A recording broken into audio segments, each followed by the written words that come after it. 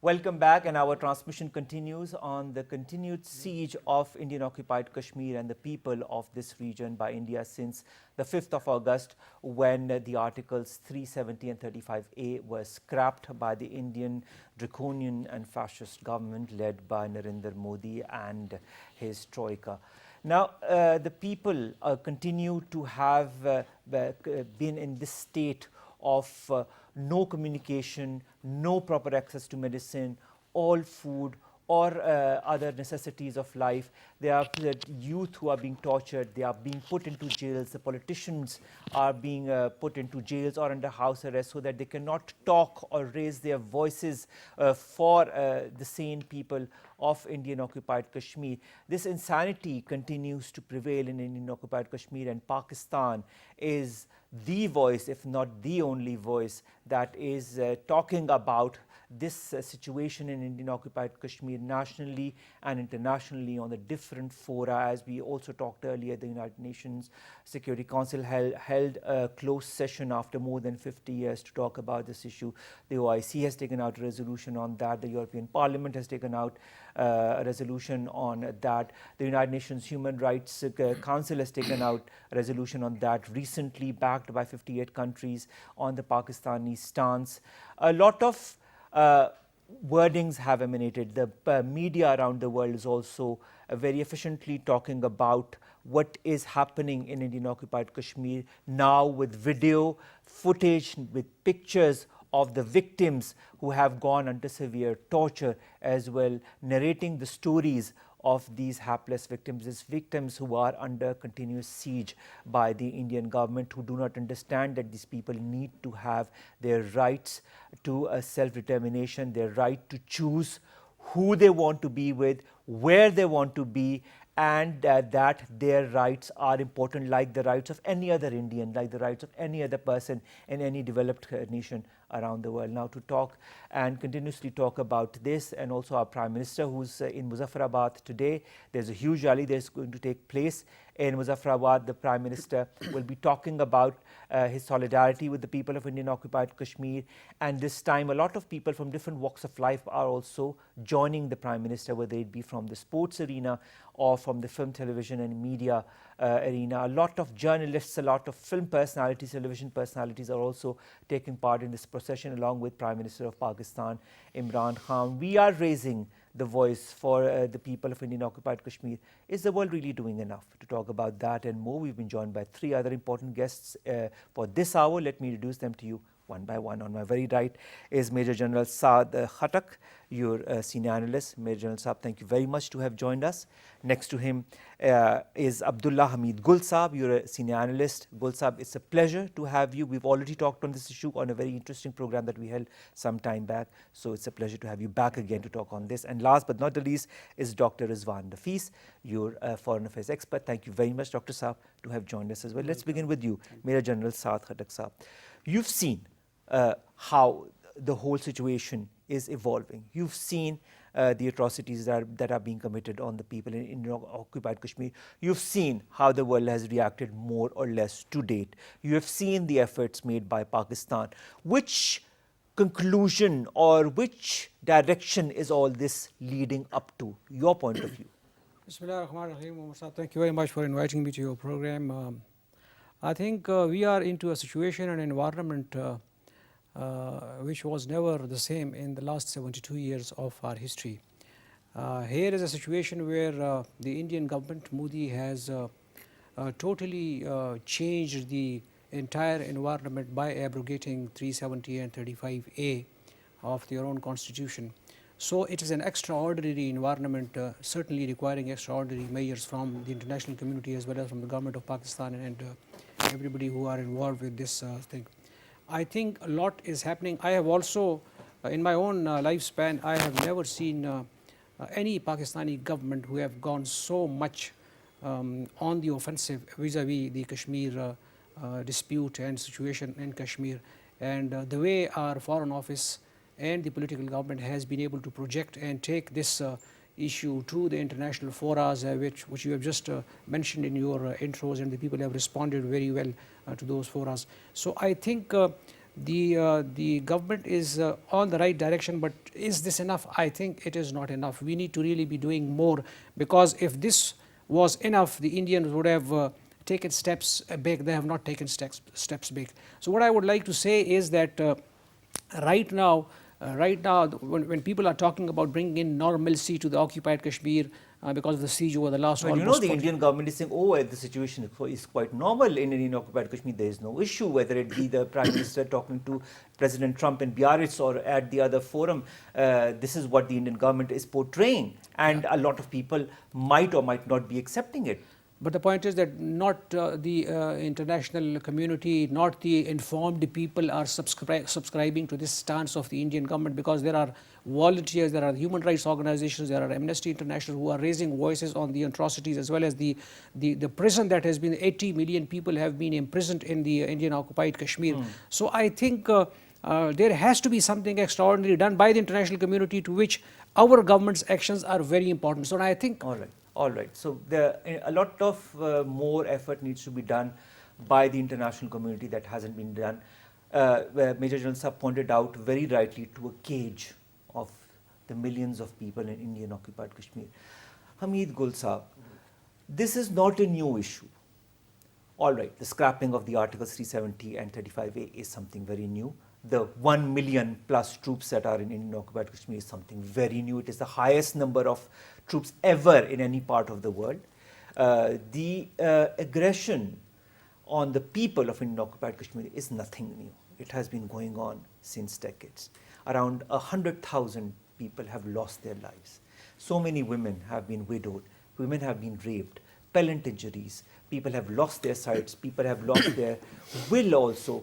They are also being subjugated psychologically. Isn't the world understanding all of that? Had this happened in a Western country, in Europe, in any part of America, do you feel the reaction would have been the same? Bismillah ar-Rahman ar-Rahim. Thank you very much. Well, as far as the world is concerned, definitely, whatever is happening, I always say that if the world is blind on the on the deaths of over 150,000 people and some 12,000 gang rapes of the women, and then 7,500 those men who were put into the police cells and they were martyred over there, tortured, so brutally tortured. So if the world didn't see that, so and forget about our side of the story.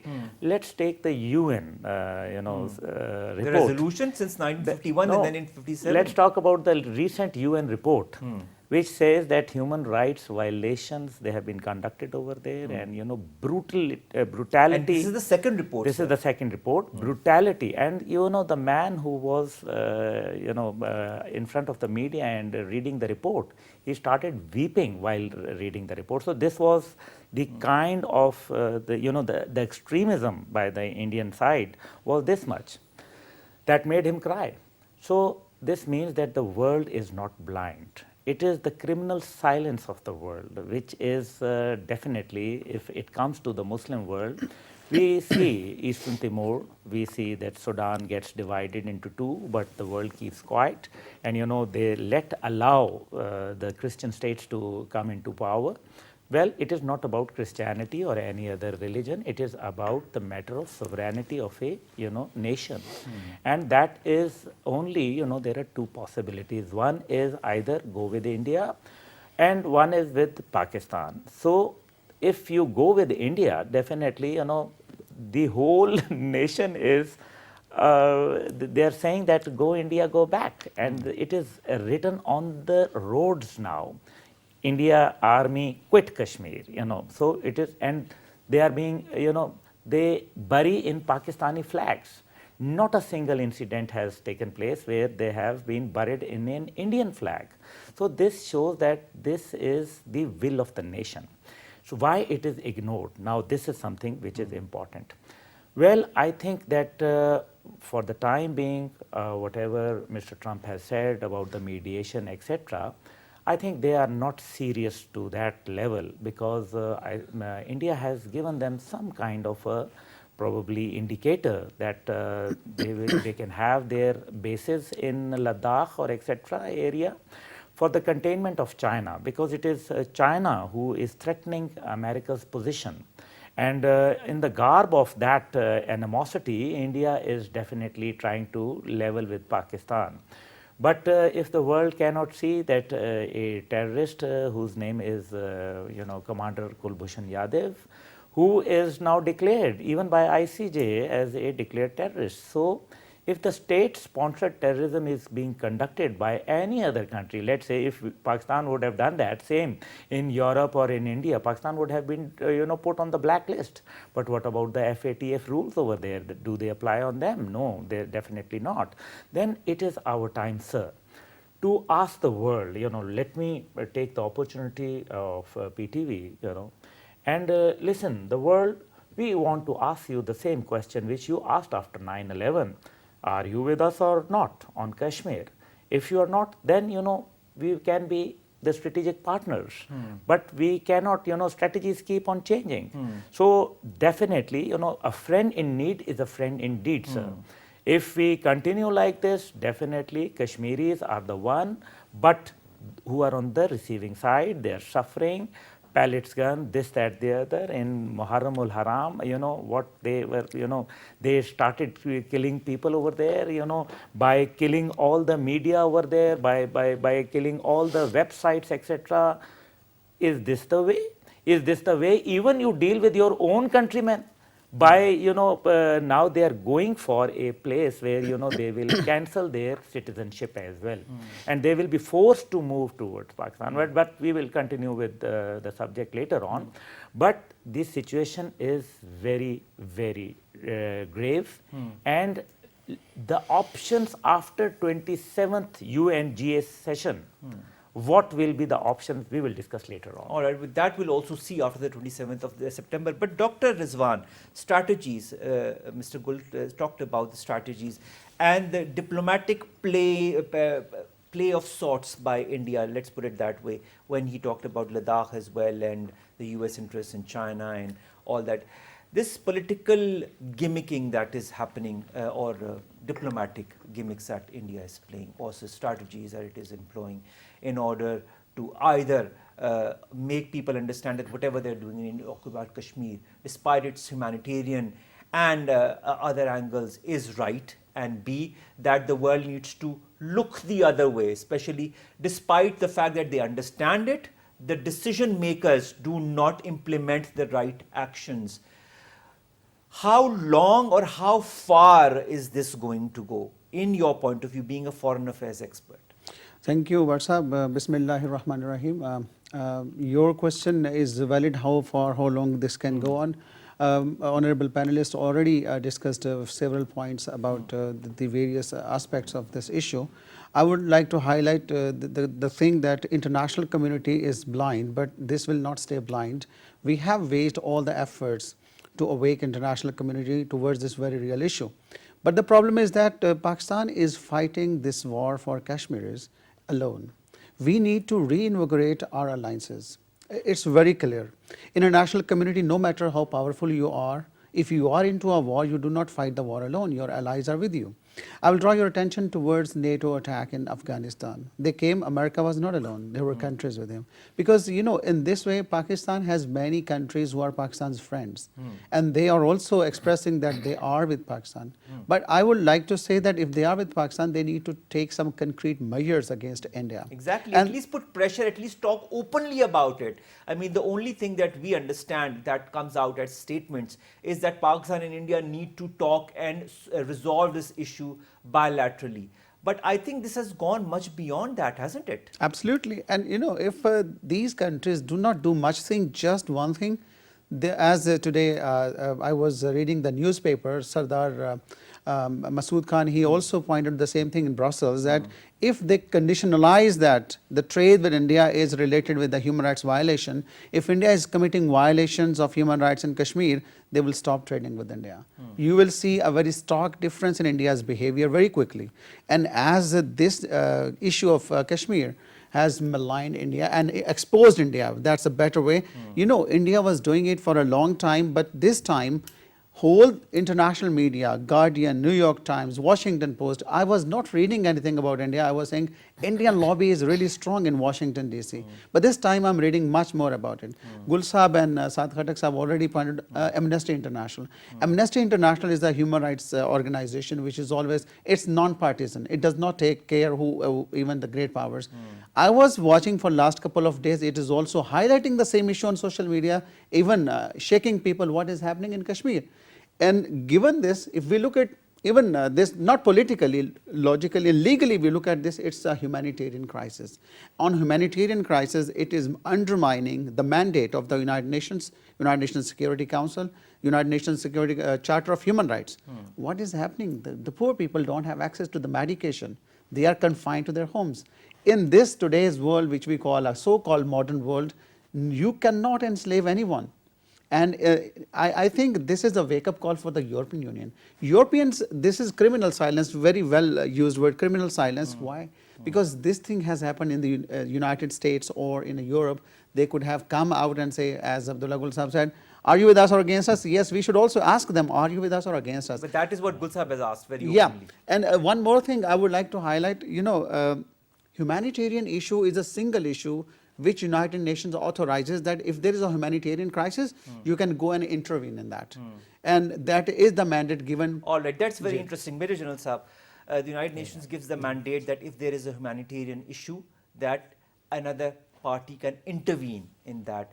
As a senior analyst and as somebody who's been part of the forces as well, how do you analyze all of that? Intervention by other parties, by other countries. What kind of intervention can be done in order to stop the subjugation of the people of Indian occupied Kashmir and what is happening, because India is not paying heed to all of what the world powers are saying? Okay, before I think I come to this, let me just give a brief comment on what has been just discussed. Abdullah Gul Saab's question, I will rephrase it to be more palatable and more appealing to the international community. All is right. that are you with humanity or you are with the aggressors? Because there are humanitarian catastrophes taking place at this point in time in the Indian held Kashmir, occupied Kashmir. So that, if they are with humanity, because they are defying all humanitarian organizations, instructions, parameters, under the UN Charter. Basic fundamental rights of human beings are being violated every day. Now, coming on to your question. Yes, there are within the bounds of legal domain, there are diplomatic as well as military options that are available to the other parties to support, because there is a body of people, there is a possible genocide that is about to take place. There is a place where people are 80 million people are restricted to their houses with all Caged, that is what you said. Encaged, actually 80 million people encaged in their houses with no fundamental rights of their own. There are parents, there are people, there are well-wishers who are trying to reach out to their well-wishers in the occupied Kashmir. They are not able to reach to them.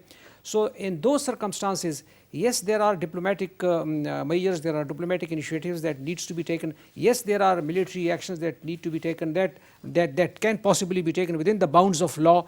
I do not exactly remember those, but there are that you can support the other parties. Like, for example, in the UN Chapter 7, you send a force which can resort to force against the aggressors, against the aggressive forces in that area. So I think those sort of things, but then for that, of course, you have to be diplomatically on the aggressive, you have to be, winning the diplomatic war. So that's very important. What I say is options are there. It's not that options are not there. But of course, we need to continue with this push that we are currently pursuing with our government and the Foreign Office, I think, doing very well right now. And if they continue with this push, I think those options hopefully there a time would come that those options would be we will be able to exercise. Options, Gul Sahab. Let's talk about the options. Major General Sahab also talked about the United Nations sending a force to counter the aggressors. This case, it is the Indian government and the Indian forces that are in Indian occupied Kashmir. Now, when a resolution is in United Nations since decades and it is not being worked upon, do you think the United Nations or any other body, whether it be the European Union or any other foreign body, will they send a force, let alone a delegation to India to talk about this issue? What's your take on that? Well, sir, my take would be very, very, different than the General Saab, because I am not in favor of sending any troops from United Nations, because this is what the design is. This is the heinous design. They want to shift the bases from Afghanistan to Kashmir, where they can monitor the 4 nuclear powers of the world.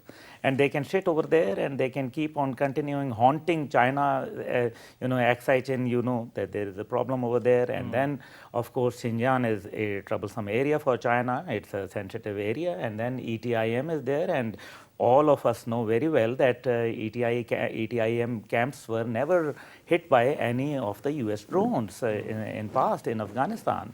So this is something, I think, a question we should ask. But as far as the international community is concerned, there are few options.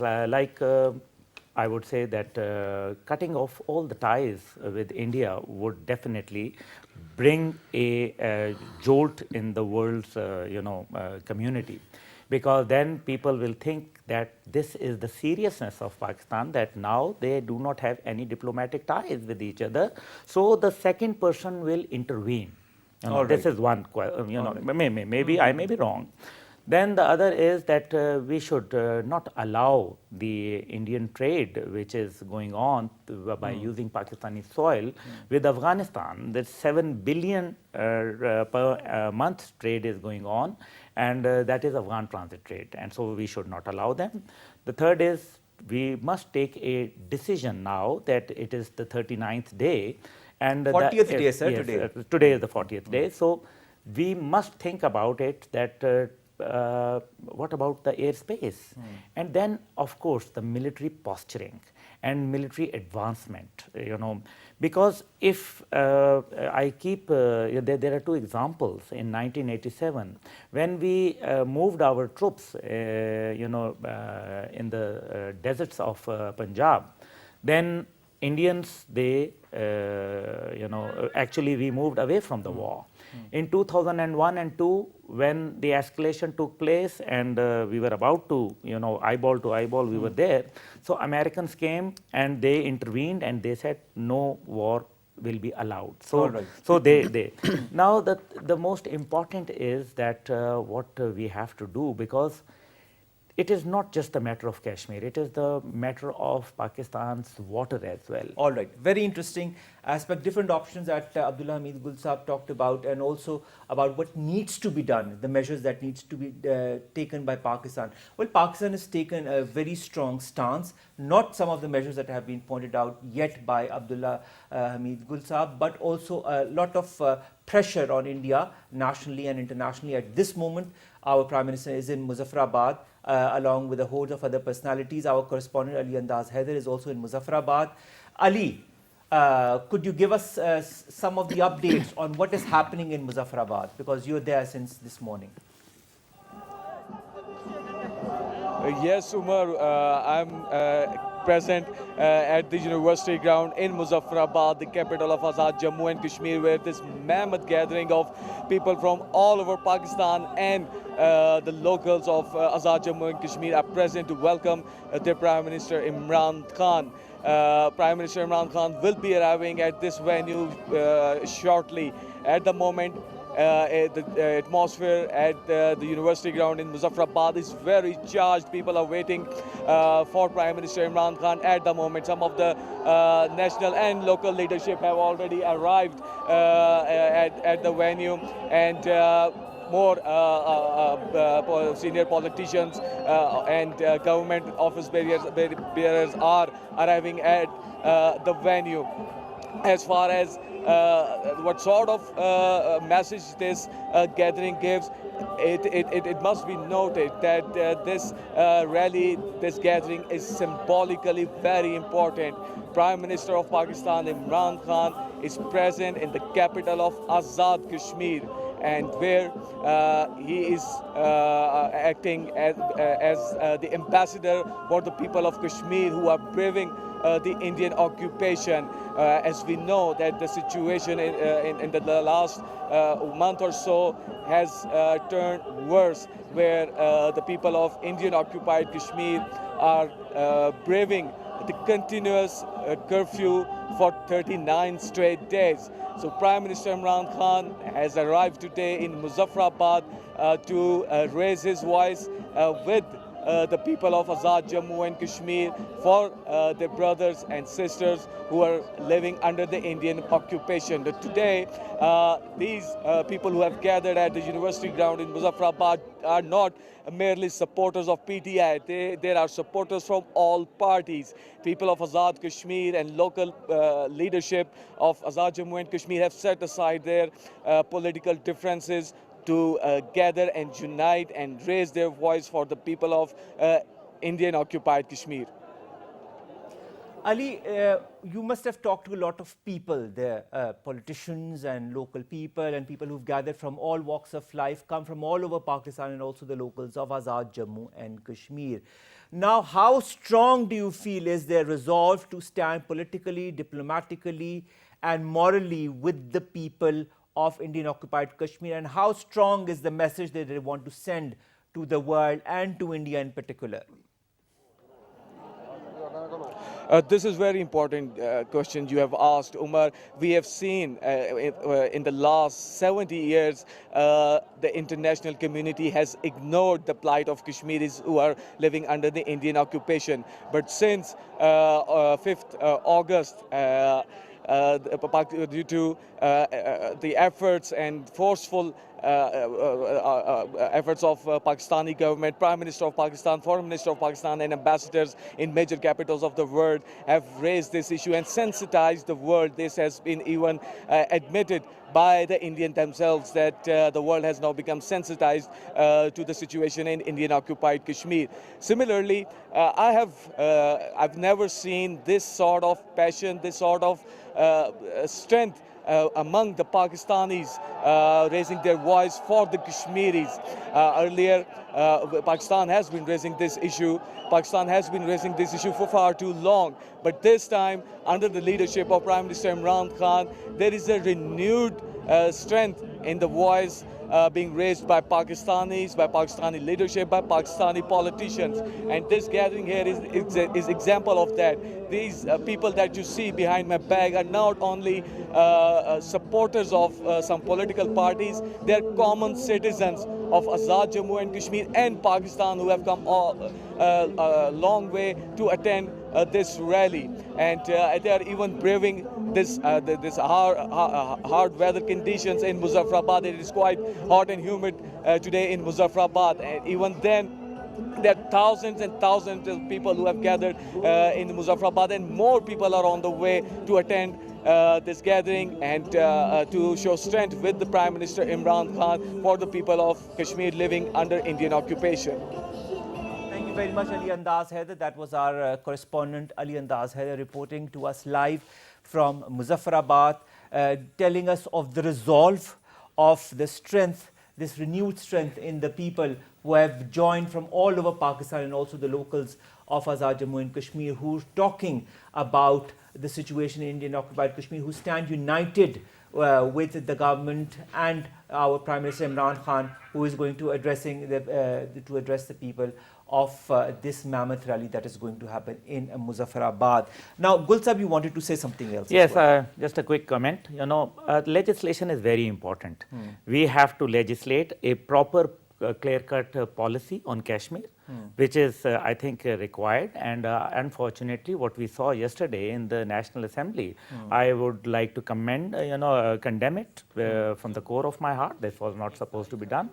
Though I believe that protests will not lead to victory, but still, even till today in the Prime Minister's address to the rally, I have sent my boys over there. My organization Tehreek Jawan-e-Kashmir is over there. So Alhamdulillah, because this is our duty. But the other thing is, which General Saab was mentioning, that was Article 2964 of United Nations, which allows that we can support them with the arms. And Article 4A of the United Nations Charter clearly says that those who lift arms for the freedom of their country, they are known as freedom fighters, not as the terrorists. So anybody who is supporting will not be labeled as terrorists. So number one, this is something which is very important and we must not ignore. The world will come to the rescue only if we tall, straight and, with our full height and, And with might. our full might we should show. The world will realize that if these two nuclear powers are at loggerhead with each other and now all the communication lines are being cut. So now this is the time to intervene. Otherwise, I would say that the criminal silence and then of course the world has becoming an economic animal. They are just watching 104, 1 billion and 40 crore people over there in India. So this is their economic grounds. So is this the rule which the world is playing with us? No, sir. We do not accept it. The containment of China. China is our old tested friend, and we remember that China government used to issue visa on a plain piece of paper to the Kashmiri people in the occupied Kashmir, not on the Indian passport. So this is, and General D.S. Huda, who was the commander of the forces over there, he was refused the visa to China and Canada also. So there are countries, but naturally you have to show your will that how far you are willing to go. Now this is the time that the whole nation is mobilized. So on one side we have mobilized the political way, we have mobilized the nation is with you shoulder to shoulder. Mr. Prime Minister, don't worry, whatever decision you take, we are with you. Any aggressive policy will be supported by the people of the Pakistan. Will of the nation must be kept in the mind and in the policy making. The other is diplomatic way. Yes, rightly said by Dr. Saab as well, that the world is now, they are noticing, and of course the social media and all those young generation who is probably the arsenal to the Kashmiri movement, they are, playing the role of an arsenal, and they are putting in their efforts. So the world is, shaking now, alhamdulillah. But the other is that the military, so the three, they defines on the basis of deterrence and then have an equal dialogue. This will lead, because we have seen that despite of all the diplomatic efforts and etc. and all the articles which are being written, it is the 40th day, the curfew has not been lifted. So whatever has been done, we have to do still more. Still more. Before I come to you, Major General Saab, Dr. Rizwan, still more. Now we've seen just the images of the people who are there with that strong resolve to be on the Pakistani side of the perspective that it is portraying as far as the situation in Indian occupied Kashmir, which is the truest of perspectives. Indian perspective is completely 180 degrees apart as far as that is concerned, but there are some voices in India that are being also suppressed, whether it be the Indian politicians who are under house arrest or the same Indian voices against whom criminal cases are being proceeded. Do you at any moment feel that the world body is going to aggressively pressurize India? And with this aggressive pressurizing could include a troop, could include a military contingent from the United Nations or NATO alliance. I don't know how it could go ahead. But what's your take on that? Somebody who looks at world affairs from different points of views. Well, but Sahab, if we look at India's strategic partnership, India is using that card everywhere. India is very close to United States of America. India is very close to Israel and European Union as well. If you look at India's these connections, they are very reluctant to pressurize India, and they are fearful that if they pressurize India, India may be aggressively reacting to their actions. For me, I personally think we have a Pakistani Kashmiri diaspora who is in other countries. We need to mobilize. Prime Minister of Pakistan has taken very right direction. He has charged people that this is your right, these are your people, you need to fight their case, and very efficiently. At diplomatic front, political front, he is going to United Nations General Assembly, Of course, and he is going to aware people what actually is happening. Abdullah Gul Sahab already gave some options. The one option I'm going to also add about it is like the sanctions. We should urge United Nations that you should diplomatically impose some sanctions. Sanctions, what kind of sanctions? They should stop immediately, stop the violations of human rights, because humanity is above all. Exactly. Humanity is above every religion, every politics. So we should actually say it's not the matter of Kashmir. Second Kashmir, first is humanity. They should act. Atrocities. Yes. Atrocities are taking place. Guns, pellet guns are being used. People are not getting food, shelter. Even I was reading, pregnant women are confined to their homes. They are not having access to the medication and hospitalization. See, when we read about it, my heart really cries. And I want to really add one more thing. Pakistan at the same time should do that. This whole Pakistan's OIC, it is also going to take place pretty soon. Pakistan should once again say you need to be pragmatic about Kashmir issue. You need to come up with a very clear cut. And you know, a very prominent scholar in international politics once said, if you really want to hurt someone, give with the economic loss. Exactly. That economic sanctions once India faces, Abdullah Gul Sahab said, you know, close this trade corridor, what they are using The as to airspace, Afghanistan, he said, talked about. airspace, and this third one. I reckon India is going to starkly change India's behavior. It's going to alter, and it's going to be apologetic. And I am going to say that India is eyeing for the permanent membership of the United Nations Security Council. Since a very long time, that we all know. Pakistan is going to not let it happen because of this is very strong case. Mayor General Saab, you wanted to add something, but Yes, can't. I just wanted to add that I see a slight disconnect in our demands right now. Yes, it is very important that the curfew is lifted. It is very important that the medicine and food reaches. It is very important that people get connected to their near and dear across the world. It's very important, but that's not enough. We are presently homing on the lifting of the curfew and humanitarian angle.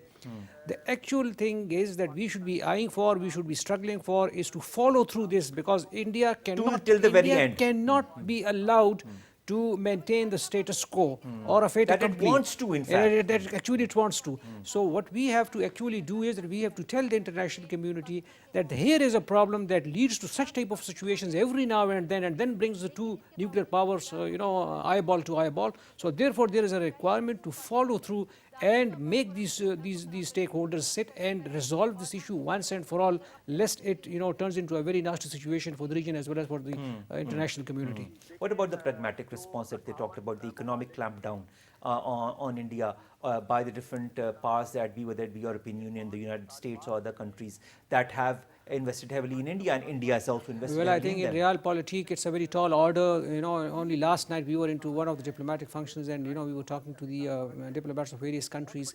Yes, there is a lot of realization in the European community, in the Western community, that things are not normal what it used to be. But at the same time, they were also alluding to the real politic. At the same time, they were alluding to the economic interests that their countries have got. Like, for example, the French have got the a lot of interest, economic interest, selling of Rafale to the Indians, and all that. So likewise, the United States has a lot of economic interests with India.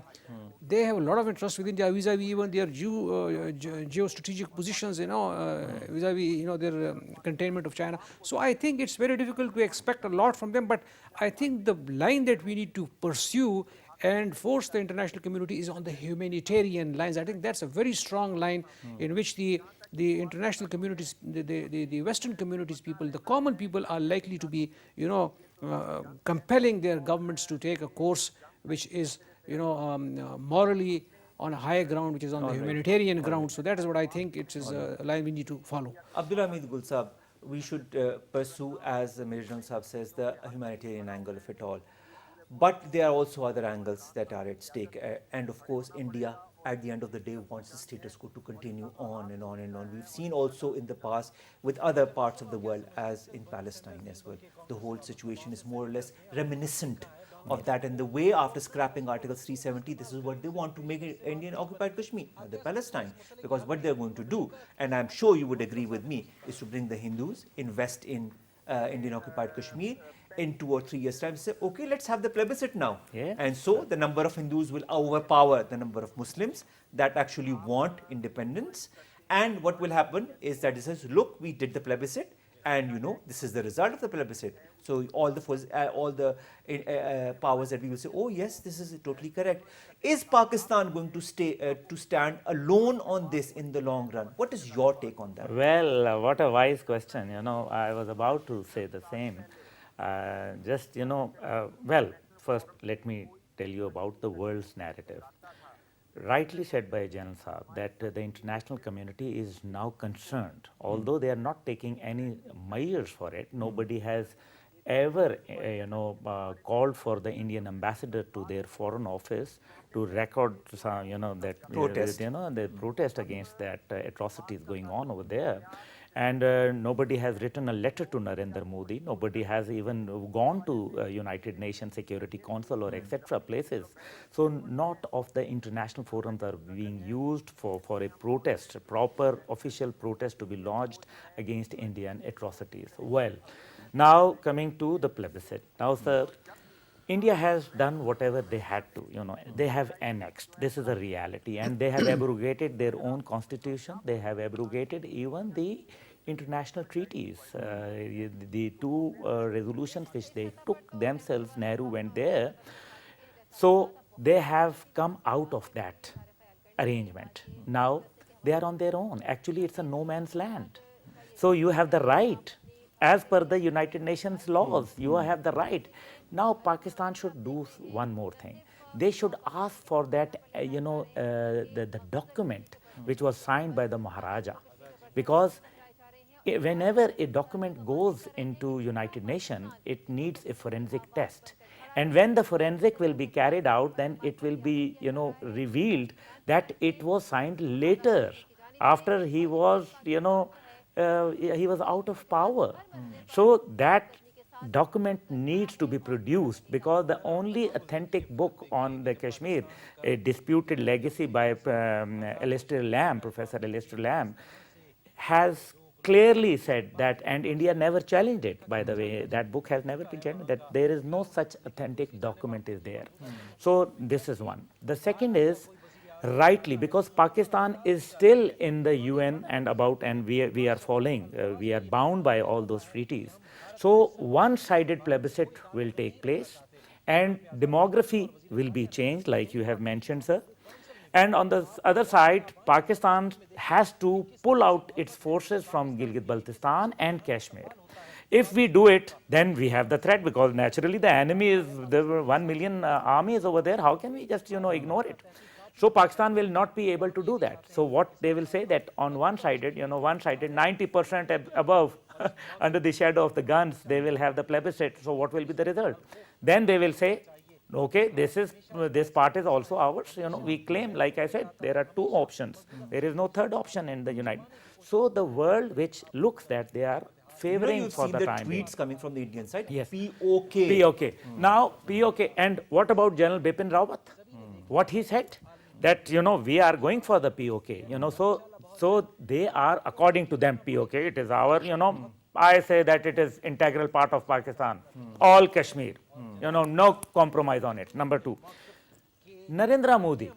This is something very interesting. Narendra Modi must be taken to International Criminal Court for accepting at Dhaka that it was India who was behind Mukti Bhani and who was, that is on the making record, Pakistan two, split into two. That is on record. Why we are not focusing on that? So I would emphasize, I would request my government that, they should do it, and they should take the matter. It's a serious matter, and he will be punished. Like General Pinochet, he was also involved in human rights violation. Why not we take the case of Major Ganguly, who was then later on first given medals by Narendra Modi, and then later on he was involved in a rape case, and he was sacked from the army. A very interesting point. Dr. Rizwan, do you feel that we could do, as has been pointed out by Abdul Hamid Gul Sahab, of taking Narendra Modi to International Court of Justice and labeling him as a criminal because of course, his admittance of facts and figures, whether it be the division of East and West Pakistan or the atrocity that he's committed. The Gujarat incident, of course, is one of the examples that he might or might not have openly admitted to, but it is also something that he was behind. The RSS, his Hindutva policy, that is also anti-humanitarian to a very, very large extent. Do you feel such measures could be taken by Pakistan, as has been cited by Abdullah Hamid Gul Sahab? Well, indeed, this is required because Modi, before becoming Prime Minister, it was not allowed to enter United States because he was engaged in massacre of innocent Muslims in Gujarat, as you just mentioned. And if Abdullah Gul Sahab said documentation matters. If you are going to international fora, you have valid documentation, your case is very strong. Legally you are strong, then you can convince the world because they do not hear any illogical things that India makes most often. Secondly, I would like to add one more point. At this time, the whole world, look at the Jordan. Jordan Valley has been, there is an advancement from the Israel. Exactly. Afghanistan peace process has been suspended and there is a bombardment. Then in Kashmir, it has been forcefully annexed. Then there are strict threats coming from the United States and UK on Iran. If you interlink all of these things, you will come to know that this Indo-Israel and the United States troika, this is very aggressive in this present time, and I personally believe that under these circumstances, you need to convince rest of the world, not only United States. Don't put all your eggs in the same basket. If you're counting on the United States, if United States is not, I know the President Trump said I'm still available, but look at the actions. What It's are a they doing? receding power. It's a receding power, sir, and sorry to interrupt, but it was the West who gave the title of Butcher of Gujarat to Narendra Modi, not Pakistan, sir. All right. Yeah. Meaning thereby that there is a requirement of giving a lot of importance to our regional context, because you can never change your neighbors, because we have here two great powers in our region. We have Russia, we have China, and we have very important neighbors like Iran. I think when we take all these people on board, I think our options to generate pressure, desired pressure on India would increase manifold. All right. Thank you very much to all three of my guests, Major General Saad Khattak Saab, Abdullah Hamid Gul Saab, and finally Dr. Rizwan Rafi Saab, to have given us very interesting point of views and on the international aspect of it all, on the regional aspect of it all, and on how this is going to change world perspective and the regional scenario as well, keeping in point what is happening in Afghanistan, what is happening in Palestine, Jordan, and what is also happening in Iran. Ladies and gentlemen, that brings us to the end of this second part. Umar Khalid Bar bids you farewell from this transmission. We will be, of course, continuing this throughout the day. But one thing is for sure, that Pakistan stands and will always stand politically, diplomatically, and morally with the people of Indian occupied Kashmir, and will continue to put and exert the due pressure on the international bodies as well as on India directly and indirectly, so that they give the due right to the hapless people of Indian occupied Kashmir. We want them to get their due rights to self-determination. After all, above all, it is a humanitarian issue. Allah Hafiz.